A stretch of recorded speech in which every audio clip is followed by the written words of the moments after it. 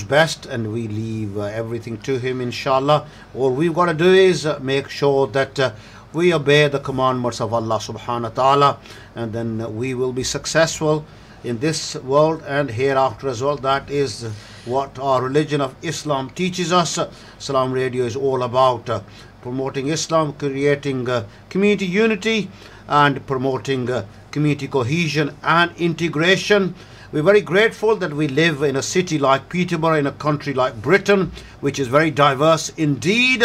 With that come challenges as well. And with me in the studio, as always, is our resident producer and researcher, Asim. Assalamu alaikum. Wa alaikum salam. Thank you very much once again. And joining us live in the Salaam Radio studios is a good friend of Salaam Radio and ours, a very well-known Peterborough personality, Joe Carr.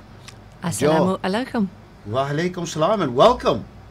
Thank you very much. Well, really delighted to have you here, Joe. We know that how passionate that you are about diversity. Yeah. You know, the different cultures, the different faiths, and people of no faith coming together and celebrating, you know, and enjoying what we bring to the table, basically.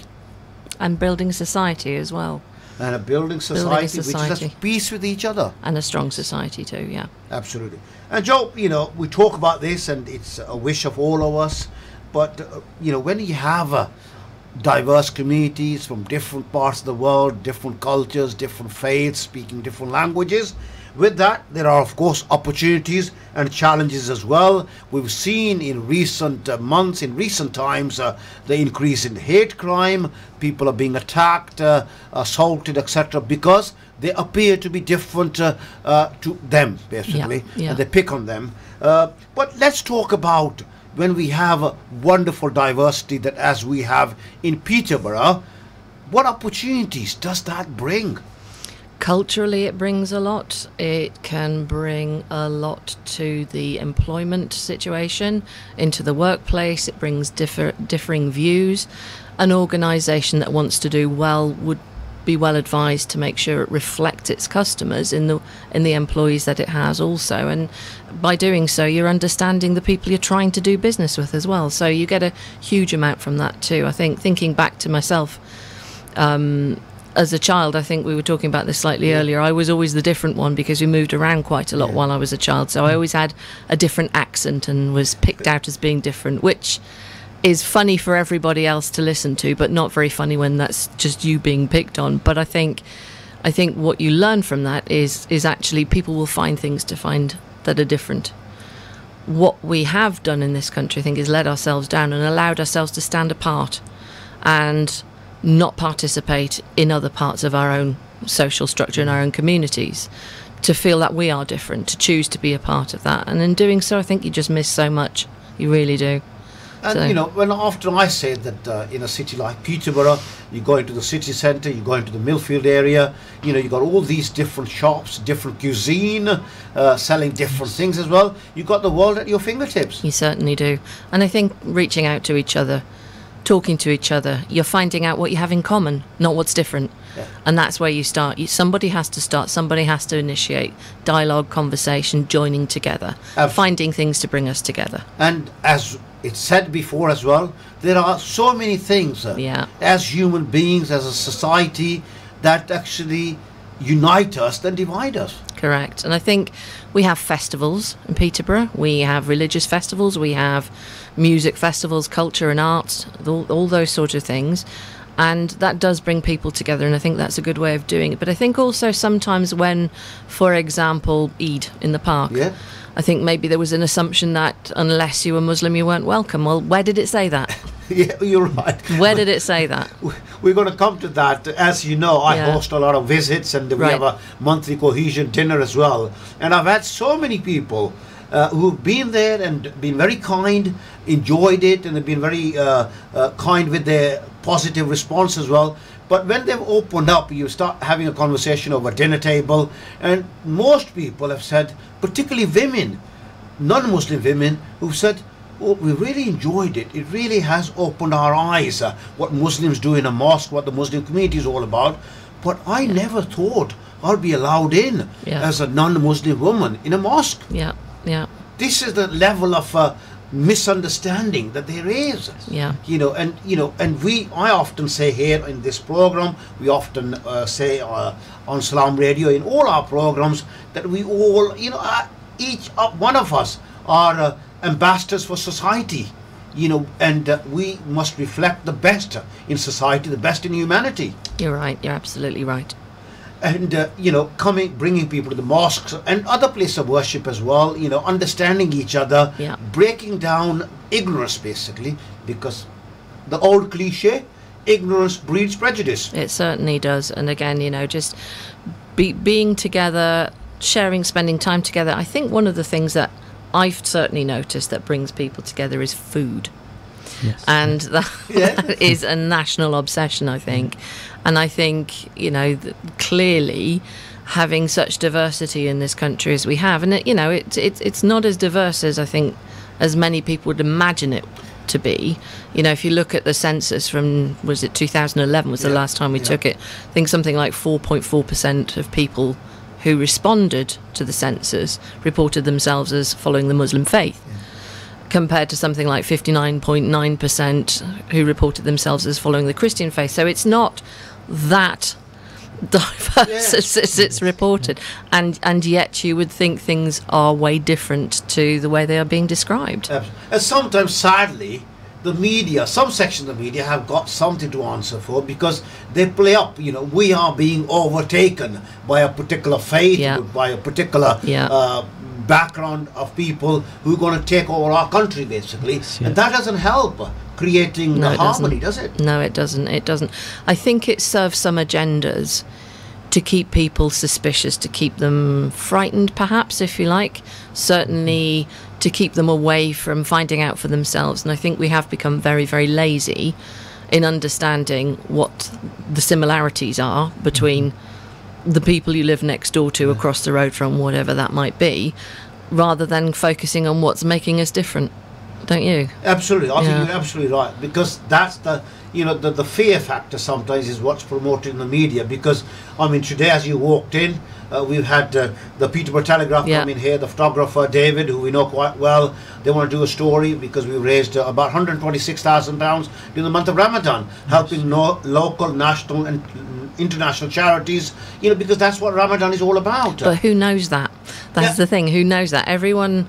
Not everyone, I'm not speaking for everyone. My perception is that people understand Ramadan to be a time of fasting, but not actually the other side of Ramadan, which is about making the world better by joining together, by raising money if you're able to, by just looking after your brothers and sisters. Where does, that's for me, I know that. How come no one else seems to know that? It's bizarre. Sadly, at the period leading up to the month of Ramadan, the schools and sometimes, young people, no one is forced to fast, by the way, but sometimes if there is a youngster goes to school and they've decided to fast as well, and something has gone wrong, they feel dehydrated or whatever, and the school obviously would be concerned about that child as well. But sometimes if the media gets hold of the story, it all gets twisted around. Yeah, of course. Maybe that child was forced to fast and things like that, and then the focus is entirely different. But it should be. Yeah, it goes back to that point about potentially keeping the agenda of difference going. Just bad, that's bad, it's different to us, so therefore it's bad. Not necessarily. And I think the more you look at the information that you're given through the mass media, mainstream media, perhaps we've just lost the ability to think critically and say, why am I being told this? Who's telling me this? And what do they get out of me believing this? And maybe it just keeps us in our little boxes and stops us from being stronger. So really the message, Joe, is in terms of it does diversity, presents a lot of opportunities as well. We should be open-minded. For sure. We should be, all of us should be thinking for ourselves, what we can do for our fellow brother, sister, fellow human being who lives next door to us, regardless of what faith they may be of, what culture they may belong to, which part of the world they may originate Absolutely, from. yeah. You help someone, you help the world. Is that right? Absolutely. Yeah. And, we talked about that quite often, it also presents challenges as well for, public sector organizations in terms of providing services, etc., particularly at times when money is not easy, particularly for public sector organizations, and when you're finding it very difficult to get an appointment at the doctors, to get an operation at hospital, it's very easy to blame others. Yep, but then again, you go back to the facts, don't you? You go back to the facts and you look at beyond the rhetoric which says, oh, we are being taken over by, and then at that point you can put whatever you like, Eastern Europeans, you could put whatever it was. You could choose to follow that route, and then you could just stop and think, actually, how could we be being taken over by, for instance, Muslims? There's only 4.4% of the population. That just does not make sense to a rational thinking person. It doesn't, does it? But again, you know, it's getting beyond that initial shockwave of, oh, how scary, isn't it? I said that you are someone who is passionate about diversity. Can you tell? You are you are a friend of Salaam Radio as well. You often, you know, stand up and make the positive comments that you've already shared here on Salaam Radio about your views about society, about diversity. In terms of the Muslim community, you know, the sort of the focus that is on the Muslim community, someone who's a very successful businesswoman as well, professional, involved in a lot of things as well, you know, members of the Muslim community listening to Salaam Radio at the moment, what more do you think could we be doing, you know, in order to, you know, stem this this fear-mongering, basically, that sometimes appears in some of the media, is spouted by some of the politicians, etc. What could we, people like Asim, you know, who you know well as well, the third, fourth generation of Muslims born and growing up in this country as well, playing their part as well. What could we be doing, you know? I mean, and then I'll come back to the other things afterwards. Sure. I think if I take you, Asim, as an example, you are very participative, not only in your education and all the things that go with it, but clearly in the community. And I think that's where we have to start. And I don't think this is purely a message for those Muslim people listening. I think this is a message for all of us. I think we all have to be the one to take the first step. It's like at a party, who's going to start the dancing? The brave person. They don't mind making the mistakes. Well, of course, you put your hand out and you find out who else is in the room and what they do and where they come from. We all have to get together. I think a large part of it, for young particularly, starts with education. We do need to educate ourselves. We need to participate in society, contribute to society, and that goes beyond just paying your taxes, just paying your income tax and your council tax. It's beyond that, isn't it? It's doing much more than you do. And I actually do see quite a lot. And I guess that's where social media is as much a benefit as is a curse. But we do see an awful lot around communities helping, taking, for example, Grenfell Tower. How did that, you know, how did that, sorry, where am I going with this? Where I'm going with this is a lot of people who are actually observing Ramadan at the time were actually up and around. And you saw most of the first people to actually help out were those up at that time.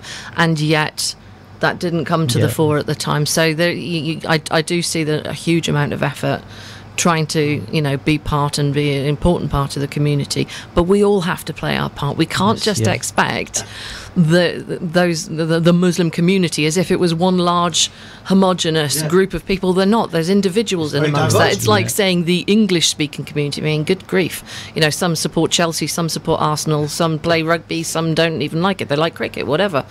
It's just like trying to lump people together. It's not down to the Muslim community, it's down to all of us. We need to educate ourselves. We need to be open-minded. We need to ask the questions. We need to build relationships and not be frightened. What is there to be frightened of? We're only humans.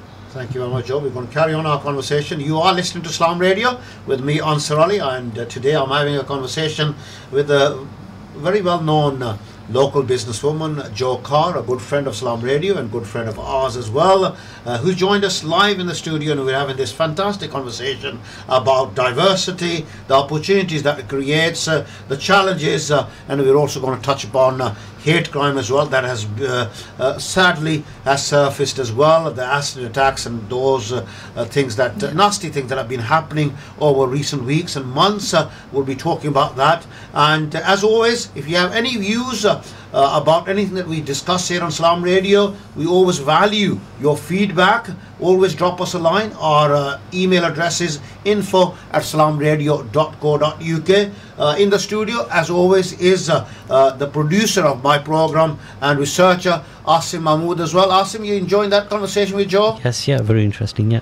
Thank you. And, and in terms of opportunities, getting involved, you just finished at the regional college. Yes. You were a former president of the Students' Union at the local college as well. You got involved. Yes, yeah. Did you see many other young people from other backgrounds, your age group, your peer group, getting involved? Is the Students' Union reflecting the diversity? Is the college reflecting the diversity that we have in the city of Peterborough and in the UK?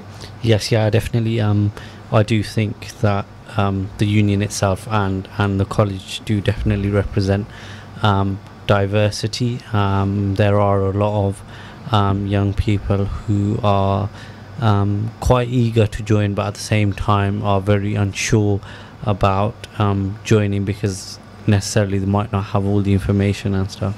But yeah, I definitely think that they should be involved because it helps them out, helps others out, and it just makes the college and the community a much better place, trying to work together, or how would you do things differently.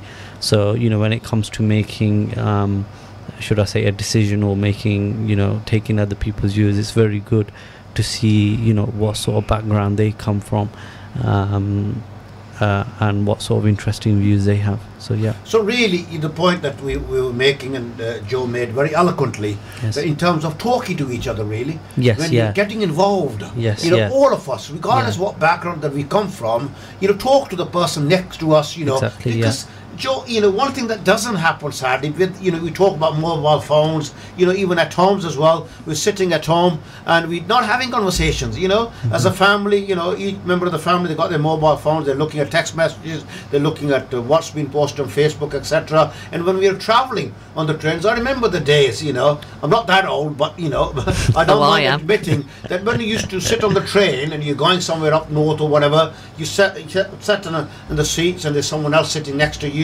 You quickly, started a conversation. But sadly, that's happening less and less. I still do that, I must admit. I still talk to people. The prevalence of earphones everywhere is a great conversation killer, I think, because you don't want to interrupt someone who may well be listening to Marlowe or something like that. But on the other hand, you're right. I think we can sit together and yet be in splendid isolation in doing so. Yeah. It is quite interesting, actually, though, the relationships that we build with our friends. One thing that struck me, for instance, on the Brexit vote last year, that there were people who would ask me which way I was going to vote. And I was amazed they asked me which way I was going to vote, because I thought, what is our relationship if you don't know what that's going to be? Have we not talked about things that are important to us? And I think we have very superficial relationships now with people. We talk about the weather, we talk about Love Island or whatever's on TV at the moment, which really doesn't matter in the grand scheme of things, but those are common ground things. And I do find that we shy away from the big issues in life, like politics, like religion, all the things you're told, oh, don't talk about that at dinner. But those are the things that surely are the most important, like love, like family, all those things. We just don't talk about them. And yet, when a big thing happens in our country or even on our planet, we look around to ourselves and we go, I didn't think you thought that. Because we just don't talk about those things, and that's where it's really sad. And then it's a reaction. It is a reaction. Proactive, talking, sharing.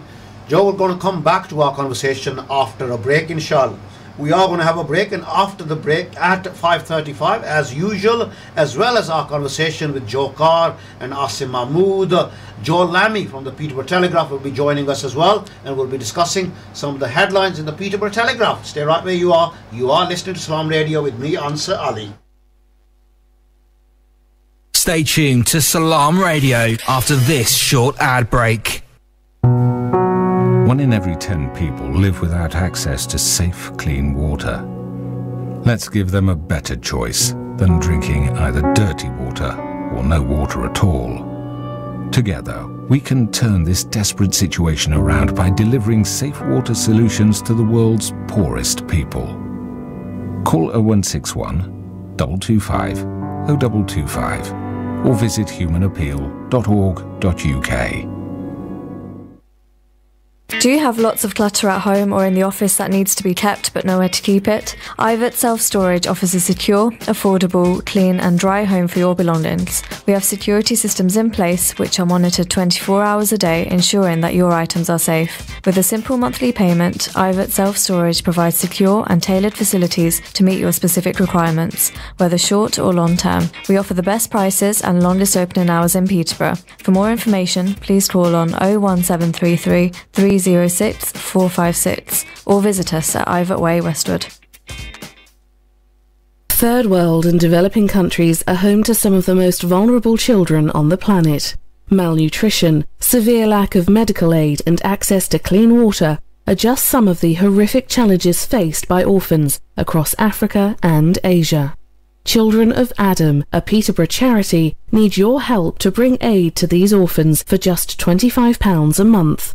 To sponsor an orphan or assist with other projects, please call 0300 321 0032 or visit www.childrenofadam.net.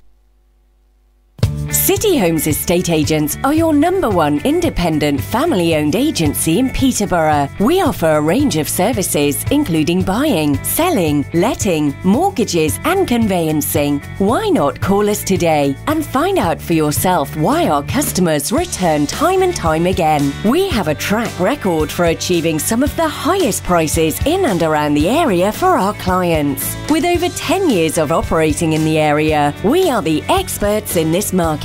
Put us to the test today by calling 01733 348 677 and quote discount code RADIO for our exclusive rates for this promotion. City Homes, bringing people together for over 10 years. आला बड़े पैसे आई गिने कराना दूरी भाई काम शुरू कराए पैसे नहीं भाई यूके प्लम्बिंग एंड डीआईवाई नहीं ऑफर ही इस रानी है लाला यूके प्लम्बिंग वाले कड़ियां चीजां बेचने न घर है कि अपग्रेड करनियां सारियां चीजां बाथां टॉयलेटां taps boiler radiator plumbing fittings paint store DIY टाइलां सारा कुछ बेचने नहीं चीजां कोई सस्तियां में बेचने को नहीं और साल ले 12 महीने इन्हां दी ऑफरां लगी होणियां नहीं और जल्दी कर मी पता दस होए मैं भी कराना काम शुरू करासां ऐ किन्ना पता Please visit us at Unit 2 Brassey Close, Lincoln Road Industrial Estate, PE1 2AZ, or call 01733 555 826. UK Plumbing and DIY, a name you can trust.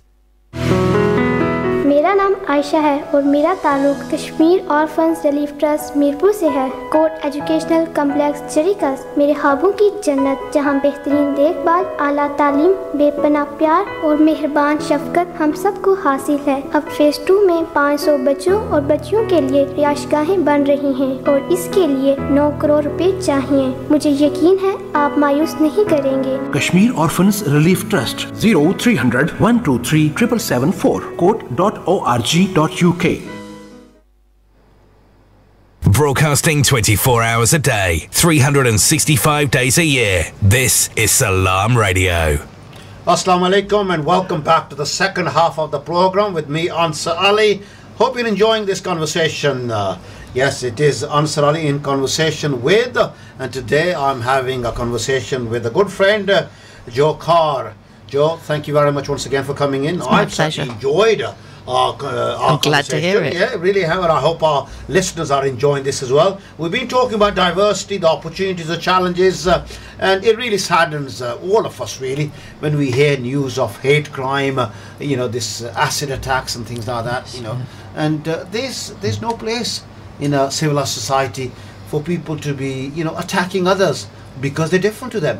Correct. I do worry that people are finding confidence to do this. I also worry about the voices that are encouraging them. And when I say that, I don't mean they are saying to them directly, go out and attack someone, mutilate them and ruin their life. That's not what's being said. I think it's much more oblique than that. I think there are, it's almost like we say a sort of dog whistle people know what to hear, and I think they act upon that. So that worries me greatly, and that's something I certainly haven't seen in this country to the extent in my life that we are certainly seeing in the last, let's say, 12 to 24 months. It certainly seems to be becoming more and more prevalent. But what also disappoints me is I don't see the levels of outrage that I think that this should be provoking. Yes. I don't see it bringing people together. I see it polarising people, and that's almost more worrying. I would expect there to be more public voices who are coming out and actually really talking about this in the way it should be spoken about, and trying to bring people together and to stop this. But I worry that we don't see as much as perhaps we could do. Certainly needs to be more of it. Okay, joining me on the line now, as always, is another dear friend of Salaam Radio, and it is a reporter from Peterborough Telegraph, Joel Lammy.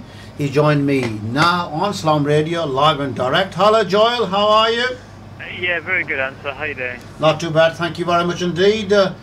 Okay, Peterborough Telegraph, what sort of things have been featured from the local community? What's been happening out there? The big story this afternoon was a court case which has come through centres from Cambridgeshire Police. Quite a nasty incident of a man who racially abused staff at John Lewis, abused cleaning staff before stabbing one of them and spitting them as well. I mean, quite a horrendous case which has come through this afternoon. That's on the website there with his 18-month sentence. That's probably the main story today, but there's been quite a few other stories as well, which has been on the website. In particular, there's been lots from our new MP, Fiona Onasanya. The website has been full of sort of stories with her. We had a big interview with her in last week. Yeah, I want to come to that actually, Joel, if I may, that she's suffered some abuse on, that directed at her, and I know that you spoke to her at length about this. Yeah, well, make it clear, this wasn't her coming to me and complaining about anything. It was, I asked the question. I said, we were talking about race and her colour and her aim to be the first black female prime minister. And I said, have you ever suffered any racial abuse? And then she said, well, as it happens, after the election, there was somebody who was sending me these voicemails. Now, she said when she was speaking to me, it doesn't bother me that much. These things happen, but I want this person to know this isn't right. Now, obviously, it's quite a big thing. I think quite a big story, the fact that this has happened, especially so soon after an election. And a lot of people have reacted to it as well, and come out and supported her, which is nice to see. Good. After this happening, but yeah, quite a shock. And I suppose as part of from going from being a solicitor to being an MP so suddenly, it's unfortunately a different kind of spotlight. Yeah, and MPs are targeted more now. It's never pleasant to see it. It really can be an unpleasant thing being a public figure. So fortunately, she's taken it, handled it really well, all things considered. And when I saw her the day the story came out in the paper, I saw her, the Shadow Housing Minister, Labour Housing Minister. Yeah, I was going to ask you that as well, because I know you've been covering that as well. The Shadow Housing Minister, John Healey, has been in the city as well. And what has he been talking about? Yeah, we spoke to him about a few things. The main one we spoke to him about was St Michael's Gate, where one we've been campaigning on for nearly a year now, or sort of say covering for nearly a year and campaigning for several months. Basically, just to sum up for people who don't know the story, company bought 74 properties in St Michael's Gate, which is in Palmwell. It told 72 of the households that they had 2 months to give them 2 months' notice. Did a deal with the council to bring in homeless people from the council to fill the properties, which for a case of making people homeless to bring in the homeless. Essentially, it caused quite a big stir. And the minister spoke about that. He was very critical of the council in this instance. The council has always defended itself, saying it never had much choice in the matter. It was basically left in a corner. And the minister appreciated that. He said, I can see where you're coming from here, but he said the deal wasn't the best one. No. So we have plenty from him on that, and also on selective licensing as well, which I know is something that. Yeah, we've talked. When it came into operation, here on Salaam Radio. Go on.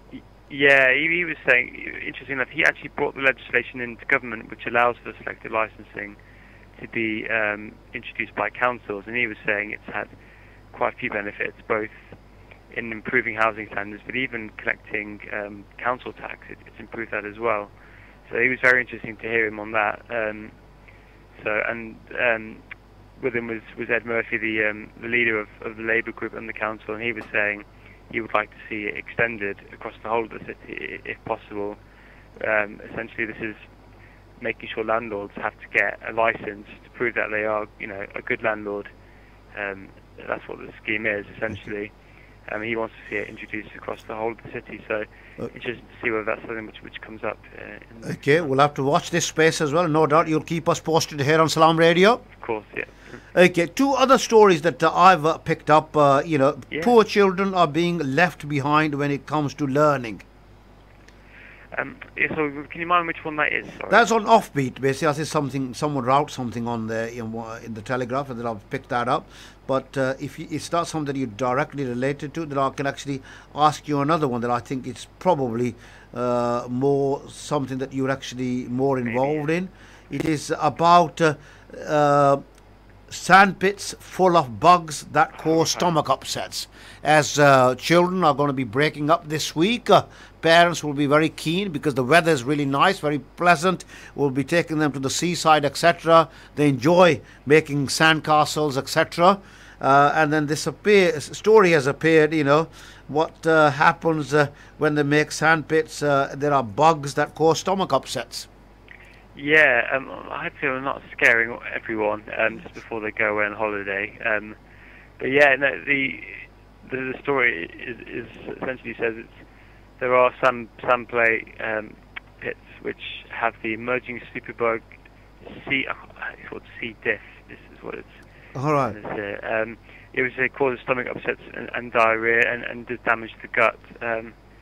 It said, interesting here, more than half of all sandpits for children and pets tested were swarming with the bacteria. Yeah. It doesn't sound very pleasant, I must admit.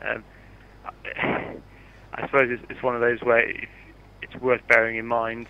Don't be put off by going to the seaside, but be careful, basically. Know where you are, check the environment, shade, etc. There's all these things that you can look out for, basically. Yep. Yeah, I think it's also good, if your child or if yourself, you're feeling a bit, if having stomach difficulties afterwards, it's obviously one you're aware of at least and can first get checked out. It's also just a case here they're saying as well, just beware, what's left in the sand. If there's any, if for pets left smart, shall we say, just be a bit careful to avoid it at all costs. But interesting study, which was on the website yesterday morning. So if people want to have a read on that, if they can either go through the news pages or click on the education tab on the website, they'll find it there. Yeah, I mean this. The other story that I actually mentioned to you, actually it does appear in the Peterborough Telegraph. It is something that's written by Suzanne Graham from University of Reading. It says the UK has a reputation, rightly or wrongly, for struggling to learn foreign languages. A recent survey showed, for example, that 62% of the population can't speak any other language apart from English. Are we lazy? Are we British people lazy learning other languages? Well, I can speak from my experiences.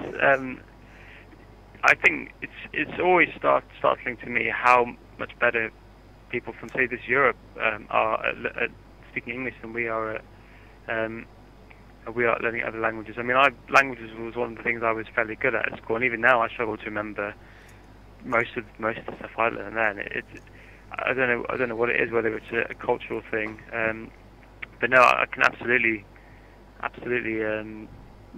see where Sudan's coming from. Yeah, I mean, you're right. I mean, like most of us, we watch football, and when these European players were coming and playing for our British clubs, and they were being interviewed on Match of the Day, etc., they spoke fluent English. And then one used to wonder whether when our players went to foreign countries like Italy, Spain, etc., plying their trade, when they were interviewed by their local TV stations, how they coped with the Spanish language or Italian language. Yeah. I'm not having a go at anyone, but I'm just thinking aloud here. It's good to have more than one language up your sleeve. Oh, I regret not keeping up with my languages a little bit more. But I think the problem was once you stop even for a little bit, it's hard to pick it up again. I think so. It's one of those ones you have to really dedicate yourself to. But if you do it, it's brilliant. I mean, I remember going on a school trip and being with a Spanish family and speaking to them, and even though my sentences weren't great, it was it's quite exciting when they you can talk to them a bit and and have those conversations.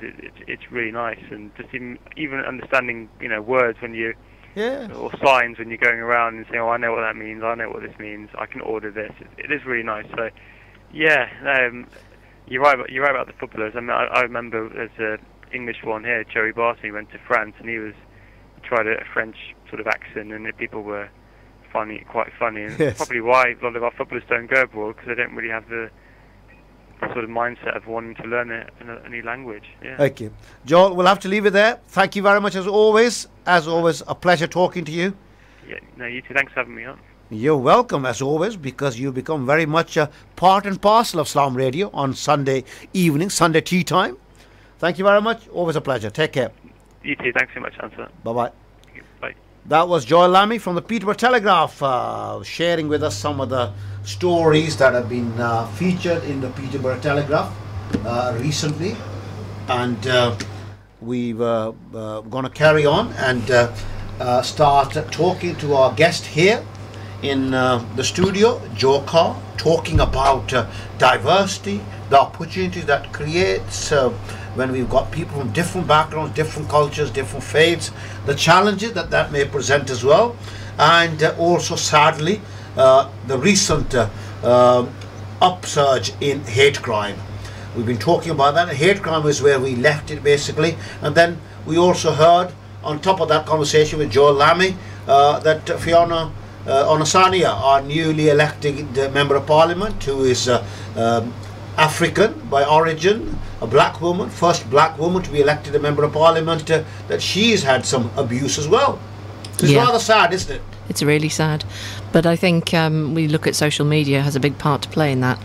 Back in the olden days, when you were angry with somebody and you wanted to give them a piece of your mind, you had to find an envelope and a piece of paper, and you had to write the letter anonymously, and you had to find the address. How did you find that? Well, there wasn't an internet to find out where to send to the House of Commons or wherever, and you had to buy a stamp and you had to send it. And between the time of you having that anger and then sending it and that person receiving it, that could have been a week. Now it's straight away, and there is no filter between the very basic expression of anger and the vocabulary that goes with that and what comes out on social media. So I think that is a great enabler of expression, but not necessarily in the right way. The respect isn't there for the other person. And I'm not saying just because someone's a politician you should respect them. We all need to earn each other's respect, but there is something around, why are you saying that? Would you say that to someone if they were sitting in front of you? And I'm sure 99.9% of us would not. Well, thank you very much for that. But really, what is the way forward? What do you think from your own personal point of view? What has been the trigger for that? This upsurge in hate crime. We've seen assaults. We've been seen acid attacks. We've seen Muslim women going about their business and their hijab being pulled off their head. Fear. I think part of it is fear, unjustified. And who creates that fear? We allow it to happen. I don't think we challenge it enough. I think there's, as we were saying a few moments back, there is an agenda to keep us all scared and to stop us from coming together and being stronger as a community. So I think that's part of it. I think we have to, individually and collectively, rise above that and talk about these things. We were saying before, we don't talk about the things that matter. And part of that is because we don't want to upset Grandad, because Grandad has very strong views and you must respect him and not upset him. Well, I'm sure we've all sat in the room with relatives, friends of the family and what have you when they've said awful things, and you know you are bursting to say something, and yet you need to give yourself time to formulate, how do you deal with that? How do you deal with that? And I'm sure a lot of us don't know how to have the conversation to challenge. And that's something. And you can have a constructive discussion around issues that may be difficult to handle, but you can actually, you know, like we said, that being assertive, you know, there are different ways of showing assertiveness. Yeah. And you being a trainer as well, you would know that better than most. You know, it's not about, you know, getting on top of everything, basically. I read something the other day which was a really useful method for having a debate with someone, and the opening question was, so you're sitting with someone and they have a very contrary view to yours, and you want to take that and discuss it and change their perspective. The first question would be, is there anything that would change your mind on your view? Anything at all? Any facts? Any evidence? Is there anything? If that person says no, then there really is no point in progressing with that conversation. I think we need to learn to respectfully debate. Have the debate, but do it respectfully, and I think that helps us learn massively.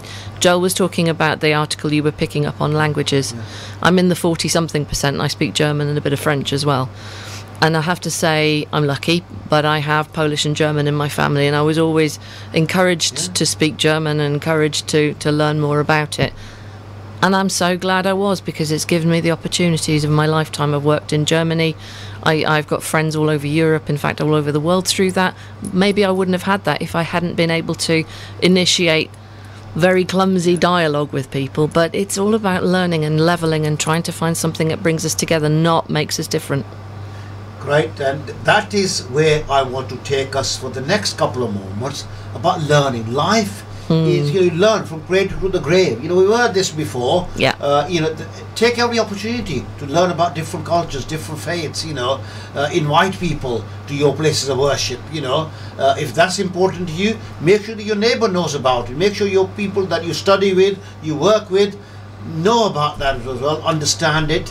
You know, get in conversation. Get conversations going. Because in the current climate, I'm sure that many of our listeners would agree, you know, as you said so rightly, we're not talking to each other enough. Yeah, there was in the recent election a famous politician, shall we just call him, in one of his speeches he said something like, diversity is fantastic and yet we need to find the things that bring us together. Strangers are people who've got things that you don't have, who have knowledge you don't have. Ask questions, find that out, they might help you. You know, you've got to start the debate. You really do. And I thought, you know what, that's the kind of thing we should be saying. It's not looking at strangers, it's just people who know stuff that you don't. You know, it might be a recipe, it might be a way to get somewhere, it might be, I don't know, a way of looking at a situation, whatever. But unless you bring in different perspectives, you're never going to change your views. Your world will remain quite small. And for some, that's fine. For most of us, our brains are built for bigger things than just staying in the same old, same old. Okay, I suppose the message from this conversation today here on Salaam Radio is talk to each other, get conversations going, and see the good in other people. Yeah. Always don't look at the negative and the bad in other people. You know, see the goodness in people, because as we say on Salaam Radio, that God, Allah has created us all. He has blessed us with so much to share with other people, to give to other people, and that's what we got to do. Learn to share, learn to give. That is for sure. Yeah, that's a great message. Thank you very much, Joe, for coming along here and sharing your thoughts with us, your personal views here on Salaam Radio. We are indebted to you. I know you're very busy as well, and I'm grateful to Asim as well for arranging this, because he's becoming a very accomplished researcher and producer all of a sudden. Executive and I've given him producer. Another task for this week as well, and no doubt he will come up trumps with that as well. Asim, did you enjoy that? I know that you want to do this, talk about this diversity and the opportunities and the challenges. You think that this is the sort of thing that we ought to be talking about as a young person. Yes, yeah. What do you think? You know, how do you think it's gone? No, let's have your views live on Salaam Radio as a producer. It's gone very well. Oh, thank you. Very good. Okay, you will give me your support in doing more of this. Yes, yeah. Thank you very much, because you have the major say in these things, because he is the producer of the program, and he is a very valued member of the Salaam team, Salaam Radio team, as well as Qasim, the studio manager, and many others who put so much time and effort on a voluntary basis to keep this community radio station going for the benefit of all our communities. It's not restricted for one particular community to benefit from. Everyone is welcome to join in, to contribute, to have their say. And like I keep saying, that if you ever have any comments, any feedback that you'd like to give us on any of our programs, whether it's my program or any other programs that you hear on Salaam Radio, if you've got any views that you want to share with us, how we could improve, because we're still work in progress. Okay, we're always learning, we're always looking to improve so that we can better serve our communities and our society. That's our goal. Drop us a line. This is our email address, info@salamradio.co.uk. भेजो दुरूद उस ज़ात पर मिलकर सदा